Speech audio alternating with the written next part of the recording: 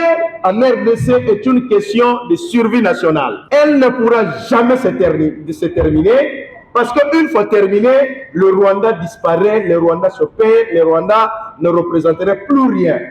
Les Noirs américains ont compris le capitalisme, c'est l'exploitation, c'est le pillage. Il faut s'organiser. Vous avez Divorce, un grand penseur noir, vous avez Malcolm X, ils ont eu leurs écrivains, leurs universités, leurs écoles. Ils se sont mis ensemble. Aujourd'hui, vous avez Obama, président. Il n'y a pas de pays, il n'y a plus d'hasard. Nous allons voir la Russie contre la Mexique. C'est une erreur d'analyse. Les grandes puissances, c'est pas pour leurs propres intérêts. La Chine a beaucoup investi en Amérique. Ici, on parle au moins de plus de 100 milliards ou bien 30 milliards. C'est rien par rapport aux intérêts chinois en Amérique. Ils peuvent s'entendre et nous recoloniser. Et j'estime que nous sommes en train de vivre la fin de l'acte de Berlin, où les puissances occidentales étaient les seuls maîtres à décider sur l'avenir du Congo. Monsieur le recteur, merci beaucoup. Distingués invités, je pense que c'est la deuxième fois que j'assiste à une très grande conférence ici à l'UNIKIL. Non, je n'ai pas. En 2012, les facultés de sciences politiques avaient organisé une grande conférence sur la balkanisation. Je peux vous rassurer que cette conférence a sauvé le pays parce qu'elle a été à travers le monde grâce au professeur Kango Nambaya. On a publié un livre collectif en 2013. Ce livre m'a permis d'aller à Washington, au département d'État, invité pour qu'on puisse comprendre comment les choses se passent aujourd'hui. Donc, avec le livre de Charles Ronaldo, j'espère qu'on va encore réveiller les Congolais, les élites, et faire entendre notre voix à l'étranger. Ici, je vais vous parler d'une nouvelle guerre froide qui est en gestation maintenant. J'ai l'impression qu'on est distrait. Il y a une nouvelle guerre froide qui se met en place entre l'Amérique d'un côté et la Chine en compagnie de la Russie de l'autre. Il y aura l'affrontement. Peut-être qu'il n'y aura pas une guerre chaude, mais cette guerre froide pourra avoir des conséquences sur nous, tout comme sur d'autres pays sous-développés, par des guerres par procuration. On l'a vécu en Angola, tout comme on le voit aujourd'hui au Soudan. Ce qui se passe au Soudan, c'est un affrontement entre la Russie et l'Amérique. Ce ne sont pas des Soudanais qui se battent. Vous avez suivi dernièrement le président Tshisekedi est parti en Chine. Dans cette visite officielle, il a signé des accords avec le président chinois. Dans les milieux occidentaux, les gens ne sont pas contents parce qu'ils pensent que le Congo, c'est leur plate-bande. Et les Congolais n'ont pas le droit d'aller chercher ailleurs. Et j'estime que nous sommes en train de vivre la fin de l'acte de Berlin, où les puissances occidentales étaient les seuls maîtres à décider sur l'avenir du Congo. Mais le problème, le président Tshisekedi est arrivé en Chine dans une situation, un environnement un peu dominé par cette nouvelle guerre froide.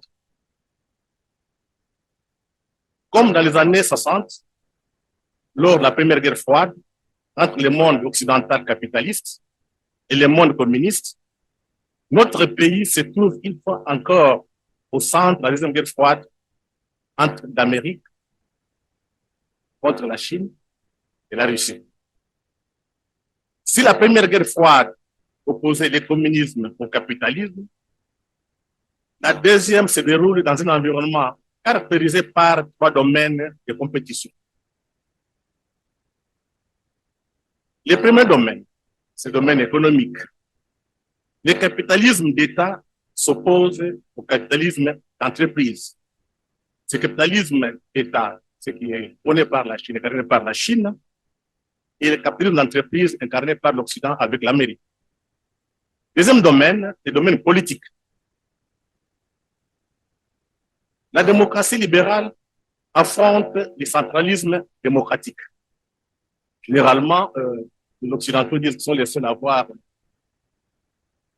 un pays démocratique, des pays démocratiques, mais la Chine aussi revendique.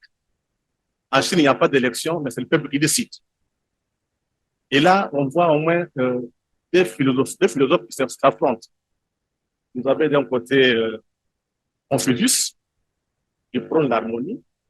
De l'autre côté, vous avez Machiavel, qui aime beaucoup plus les conflits. Donc, vous avez des civilisations qui s'affrontent. Le troisième domaine, c'est le domaine technologique. Et là, ça va nous intéresser.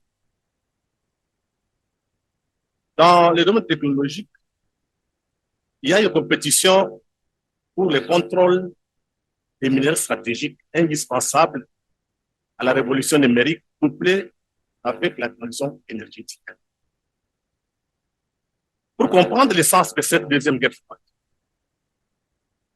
en gestation, il convient de rappeler d'abord l'histoire de la première guerre froide en RDC, ensuite analyser les secteurs miniers dans lesquels la compétition est rude entre les grandes puissances et enfin avancer quelques observations.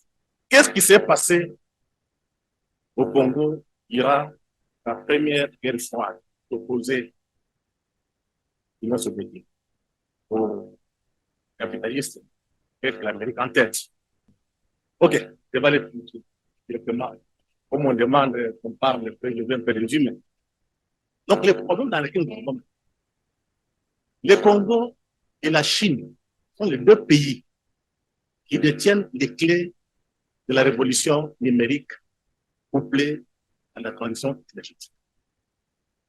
Si aujourd'hui, le Congo décide avec la Chine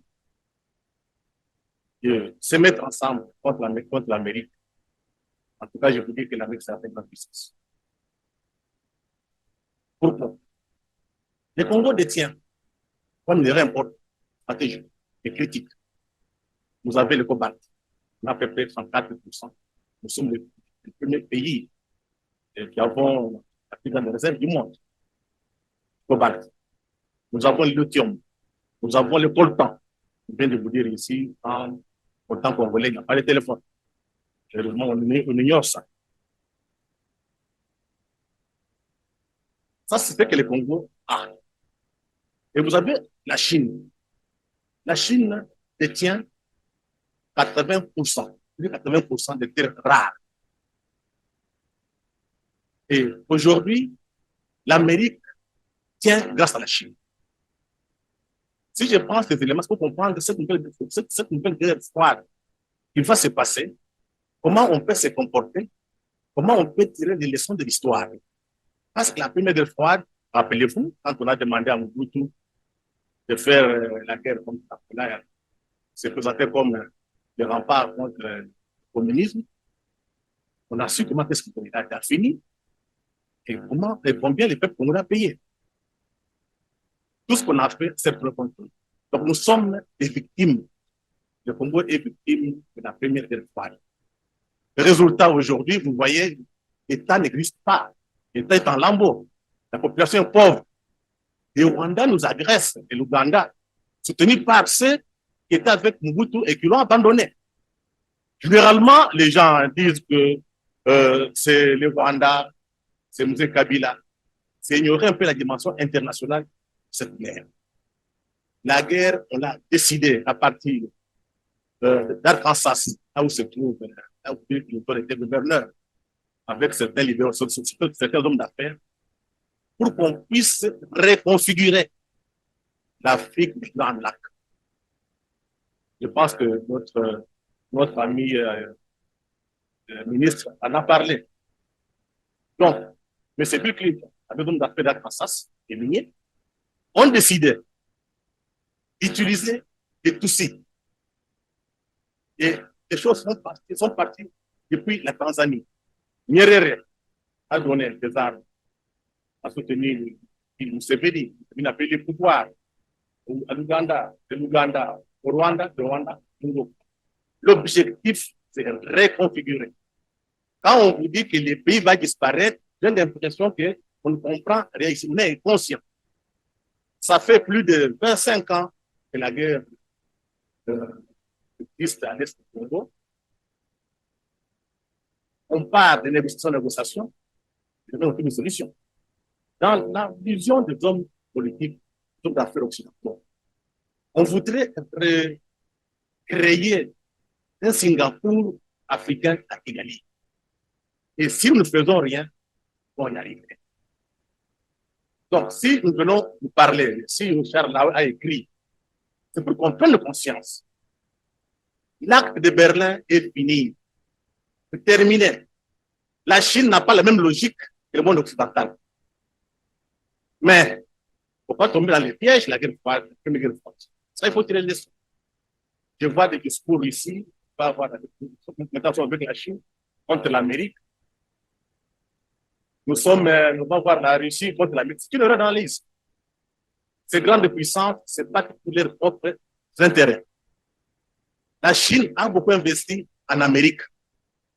Ici, on parle au moins de plus de 100 milliards ou bien 30 milliards. C'est rien par rapport aux intérêts chinois en Amérique. Ils peuvent s'entendre et nous recoloniser. Et si on se rend compte que nous sommes naïfs et idiots, je vous prends un exemple. Nous sommes en Chine, reçus par la haute direction du parti communiste chinois. Oui, on est à peu près 30 Africains. Comme d'habitude, on est dispersés, on parle trop. On ne s'intéresse même pas à l'essentiel, c'est aller chercher les habits. Je pose la question au dirigeant chinois, avec quelqu'un qui fait du travail. Comment vous, Chinois, vous entendez avec des Occidentaux européens pour venir nous recoloniser? Les Chinois n'ont pas notre force. Quand on vient chez vous, qu'est-ce que vous dites? Les Belges le connaissent bien, les Français le connaissent bien, allez passer par les Européens. Donc, on va faire comment? On a besoin de matières premières. Donc, si nous ne faisons rien, si on ne s'organise pas, mettez-vous en tête, le Congo va disparaître. Mais il ne faut pas perdre l'espoir. Réalisez l'histoire des Nord-Américains. C'est très important de comprendre comment un peuple humilié, exploité, comment ce peuple s'est libéré. Les Nord-Américains ont compris le capitalisme, c'est l'exploitation, c'est le pillage. Il faut s'organiser. Vous avez Divorce, un grand penseur noir, vous avez Malcolm X, il y en a beaucoup. Ils ont eu leurs intellectuels, ils ont eu leurs écrivains, leurs universités, leurs écoles. Ils se sont mis ensemble. Aujourd'hui, vous avez Obama, président. Il n'y a pas de hasard. Tout est construction.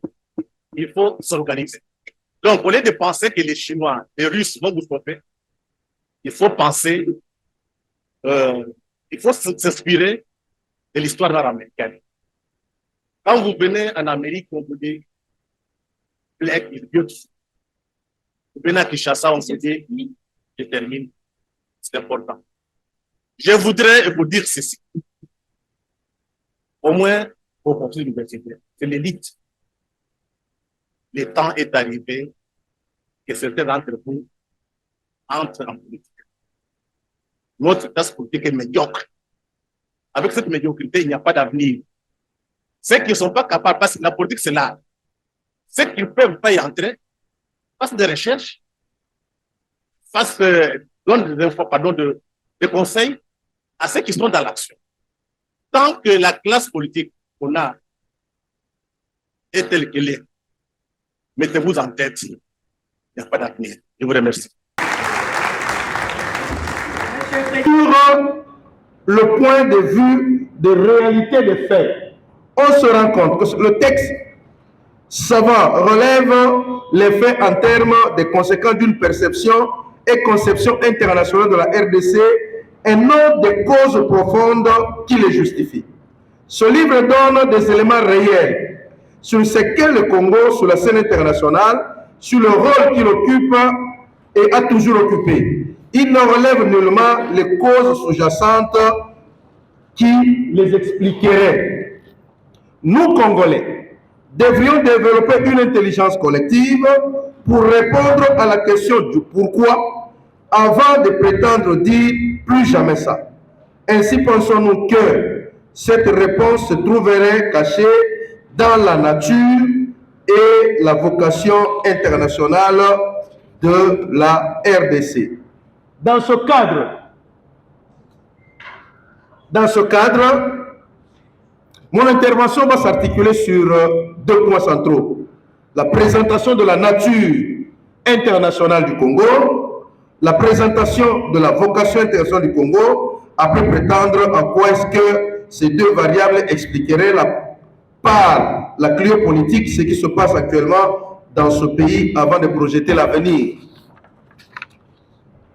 J'aurais voulu que nous passions principalement par quelques certitudes et évidences de l'analyse des faits en relations internationales.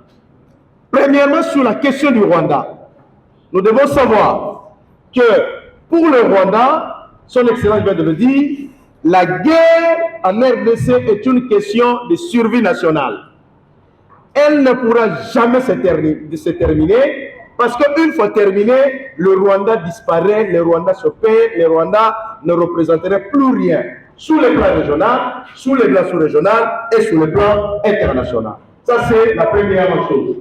Deuxième chose, en relation internationale, rien ne se fait au hasard. Tout est programmé en avance. C'est-à-dire que même cette guerre, la situation d'instabilité au Congo est un phénomène programmé en avance.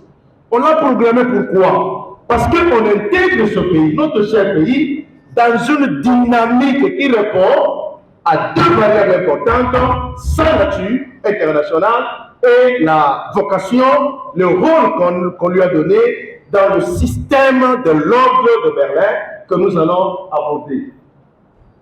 Un autre élément, le Congo appartient au système de Berlin et à l'ordre qu'il a généré. Celui-ci a des principes et une réglementation qui les justifie.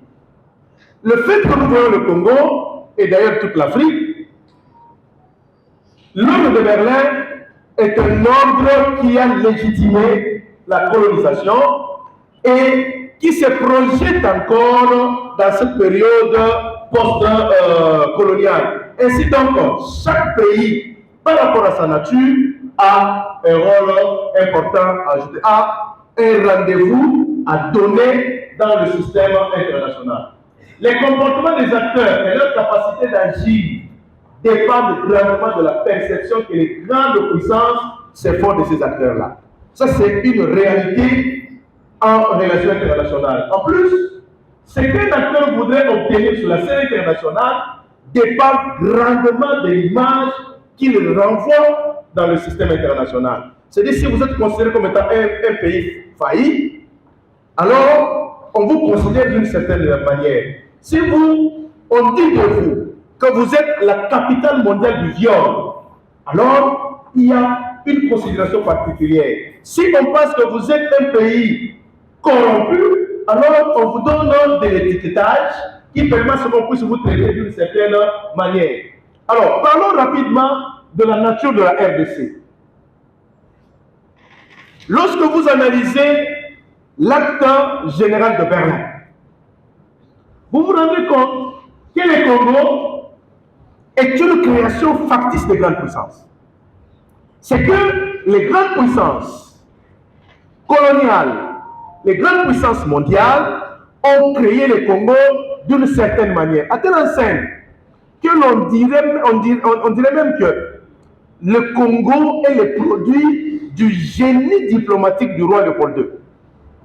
La forme que le Congo a aujourd'hui, ses frontières, tout ce qu'il est, en fait, sa position blottie au cœur de l'Afrique.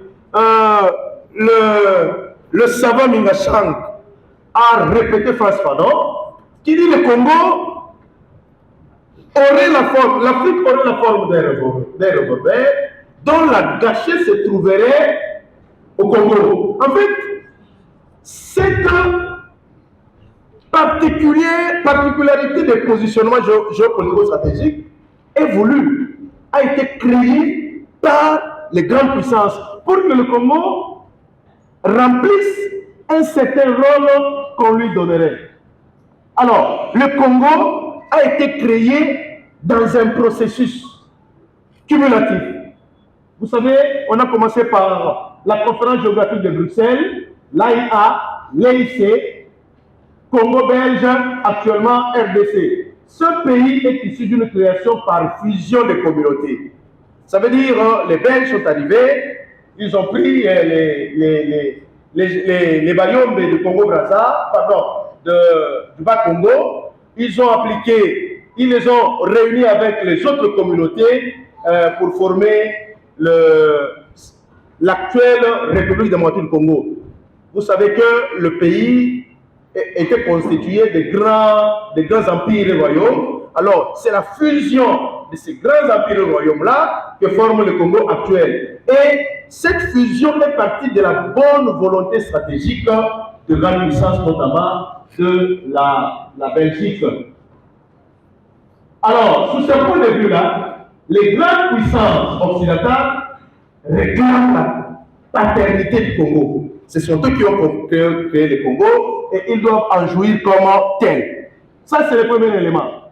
Deuxième élément, c'est que le Congo n'est pas un État, mais une affaire à rentabiliser. C'est particulièrement étonnant, mais c'est ça la perception que les grandes puissances occidentales ont de ce pays. C'est que le Congo, notre Congo, n'est pas perçu comme un État. Sa vocation n'est pas d'être stable, de se développer ou de donner de la prospérité à son peuple. C'est plutôt une affaire. Vous savez que la France réclamerait les droits de préemption sur le Congo. Le roi Léopold II a obtenu par son génie la gestion de l'EIC et il a cherché l'argent à banque, il a investi au Congo. Alors pour lui, il attendait un retour d'investissement.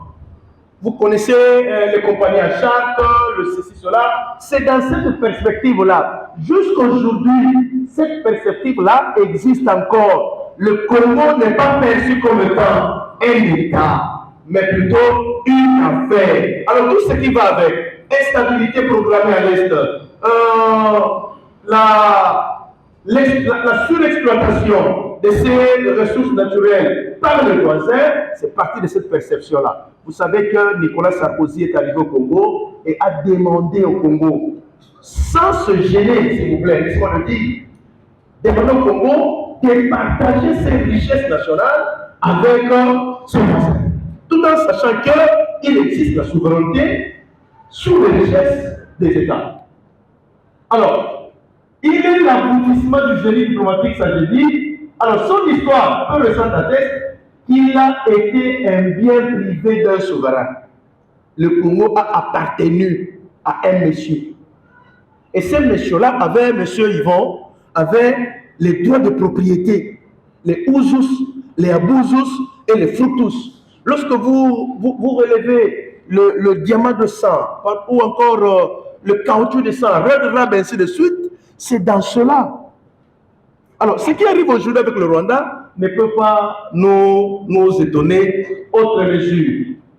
Lorsqu'on avance, on se rend compte aussi que le Congo demeure une affaire. Il n'a jamais été conçu comme un État. Sa vocation est celle d'offrir un retour à l'investissement. Cette réalité a été perçue avec l'EIC et pendant la période de la colonisation. En période post-coloniale, le Congo continue à être perçu par sa gestion et sa considération comme étant une affaire à rentabiliser. C'est une réalité qui reste collée à nous. Lorsqu'on analyse également la situation de Berlin, l'ordre de Berlin, on se rend compte qu'il existerait un pacte stratégique Congo-Occident. Ce pacte est issu de l'ordre de Berlin. Il fait du Congo un reste communiste et un reste nullius par la proclamation de la neutralité du bassin du Congo. C'est que le Congo est un bien commun de l'humanité. Le Congo est un bien sans maître, un bien commun de l'humanité. Il est ouvert à toutes les influences stratégiques des grandes puissances. Le Congo participerait à une libéralisation de commerce dans l'espace de l'Afrique centrale. Le Congo est à mesure de relier la partie ouest et la partie est. Deux grands océans, l'océan Atlantique et l'océan Indien. Cette faculté-là donne une vocation géopolitico-stratégique à ce pays. Lorsque l'on n'intègre pas ces variables-là, on ne sait pas dire le pourquoi de ce qui se passe dans notre Congo. On avance. Ce que nous venons de dire, il y a des conséquences économiques qui vont avec. Le Congo devient un pion majeur dans la transition énergétique mondiale. Congo structure la liberté de commerce entre l'Ouest et l'Ouest. L'espace entre les deux océans, je dis, le Congo n'a jamais été créé pour être stable ou pour se développer. Il n'a jamais été perçu comme un État, mais comme une affaire, une entreprise financière à tourner, à gérer. On continue.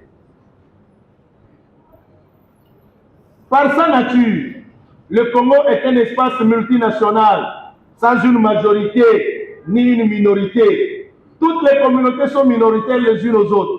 Le Congo empêche la collision des influences stratégiques entre les grandes puissances.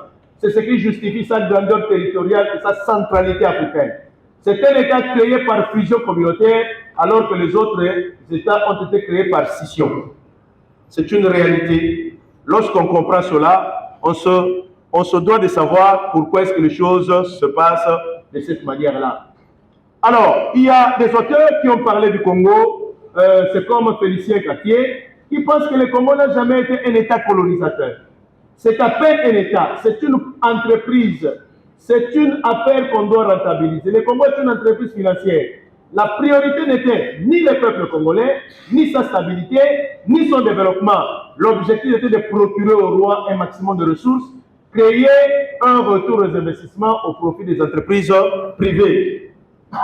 Lorsque on se rend compte de cette réalité, de la nature du Congo, on peut se poser la question, est-ce que le Congo nous appartient réellement? Alors, on comprend à soi peu pourquoi est-ce que l'élite congolaise a démissionné dans sa réflexion, dans son orientation, dans sa capacité. Pourquoi est-ce que même les professeurs d'université sont orientés politiquement? Parce qu'ils sont conditionnés pour entrer dans la dynamique partisane.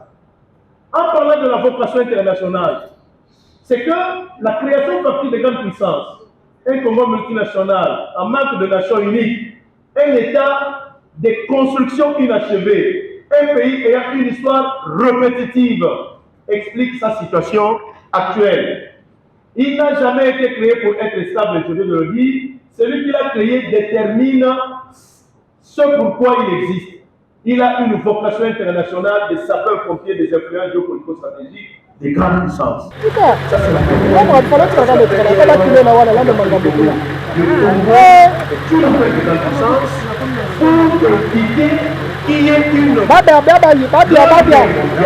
partirait au monde. C'est cela qui a conduit à l'organisation de la conférence pour de piste de mémoire que nous connaissons. Toute cette vocation internationale, le Congo est un réservoir de matières premières. Sa vocation est donc de donner les facteurs de puissance aux autres États. Pourvoyer des matières premières aux États qui en veulent et qui les peuvent. C'est ainsi qu'ils peuvent dire, vous avez les coltans, vous avez les matières premières de base, du numérique, mais vous êtes incapables d'en jouir, de les exploiter. Alors, vous devez laisser les autres les prendre et en faire ce qu'ils veulent parce qu'ils ont le pouvoir. C'est ça la vocation internationale du Congo. En fait, le mode opérateur de cette vocation est la programmation de l'instabilité. Les grandes puissances savent, pour exploiter à leur guise, le Congo ne peut pas être stable. C'est ainsi qu'ils ont programmé l'instabilité. Le Congo devait offrir des richesses minières énormes aux autres, les minéraux du numérique, les ressources hydriques, ces ressources forestières. Aujourd'hui, on dit de plus en plus que le Congo est Comment je peux dire ça? Dans la transition, on dit le Congo est... pardon? Pays solution. Oui, ça c'est du point de vue externe. Mais du point de vue interne, cette solution, on ne la voit pas. En fait, en disant que le Congo est un pays solution dans le changement climatique, dans ceci, on entre dans la vocation internationale du Congo. Regardez comment est-ce que, son excellence l'a relevé, comment est-ce que le Rwanda se sert du Congo pour exploiter les richesses naturelles du Congo. Les Rwandais vivent de cela. Et le Rwanda n'est pas prêt à dire stop. Si vous négociez avec le Rwanda, après-demain, eh bien, il y a une autre orientation qui s'ensuit. On continue? Allons-y. Alors, je voudrais ici, après ces deux variables, expliquer ce qui se passe au travers de la cryopolitique. En fait, la cryopolitique est une méthode de relations internationales qui se sert et des sciences po, et de l'histoire, et de la géopolitique pour expliquer les non-dits des comportements des acteurs internationaux. Alors, lorsqu'on applique cette méthode à la réalité du Congo, on trouve la réponse à pourquoi les choses se passent comme ça au Congo. Pourquoi les présidents français peuvent venir au Congo lors d'un sommet de la francophonie et ne pas saluer le président hôte avec François Hollande? Pourquoi le président Macron viendrait au Congo et tenir un discours du genre, heureusement que nous avons actuellement un vaillant président qui peut le dire pas comme ça publiquement. Avant lui, les gens n'ont pas osé. Avant lui, il faut le dire. Hein.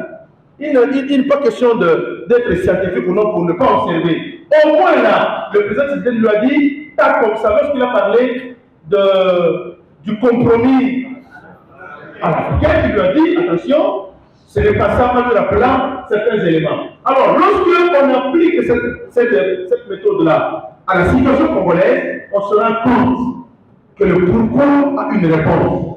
C'est la nature et la vocation du Congo qui peut expliquer ce qui se passe aujourd'hui. Le Congo est à la traîne parce que le Congo a une certaine nature internationale. Le Congo a également une vocation qu'on lui connaît. Alors, nous n'avons qu'à les prendre au grand école. Si nous posons, le Congo est une création contre les grandes puissances, un État sans nation, un État construit l'achevé, un pays et une histoire répétitive et bouclée. S'alarmer sur les conséquences serait un acte de puissance scientifique. Cessons de pleurnicher. Cessons de renvoyer les choses sur les autres. Cessons d'identifier le Rwanda comme étant notre malheur. La réalité dépend de nous. Nous devons le prendre, le considérer comme étant... il faut au contraire traiter les causes. Au lieu de pleurnicher, quelles sont les causes de la situation du Congo? Travailler au changement de l'ordre de Berlin afin de donner au Congo une politique de liberté de choix des partenaires. Allons-y. Pour se sortir de la situation, le Congo doit cesser de se plaindre, de pleurnicher, de crier au diable. Elle doit s'organiser et changer ses paradigmes opératoires de l'ordre de Berlin par la création d'une intelligence collective qui intègre la révolution pour la rupture avec son passé. L'élite congolaise doit s'arrêter. Savoir que le passé du Congo est sa principale cause de malheur. Il faut une révolution contre son propre passé. Le gouvernement doit sortir de son silence coupable et accusateur. Qu'il actionne cette rupture au lieu de réagir. Il doit définir clairement le contenu de la révolution pour la rupture avec notre passé colonial. Son Excellence, on peut tout dire. On peut pleurnicher. le Congo est victime de son propre histoire, de son passé. L'élite, en le saisissant, doit créer un contenu afin que nous avancions vers la révolution contre nous-mêmes. Le Congolais doit se remettre en cause actuellement pour ne pas responsabiliser les autres. Il faudrait que le Congo, dans cette révolution, identifie les vrais acteurs de son instabilité. Parce que pour moi, le Rwanda est une instrumentalisation. Le Congolais doit identifier les vrais acteurs, ne plus négocier avec le Rwanda, mais plutôt négocier avec les vrais acteurs, les multinationales, les grandes puissances, qui ont appliqué au Rwanda ce que j'appelais, depuis plusieurs années, j'étais encore assistant, la diplomatie de la pitié, au nom du génocide. Le Rwanda a structuré toute son action internationale autour du génocide et c'est comme ça. Mais nous, le Congo doit élaborer une nouvelle diplomatie d'opinion, une diplomatie publique axée sur son malheur. J'ai dit et je laisse le temps.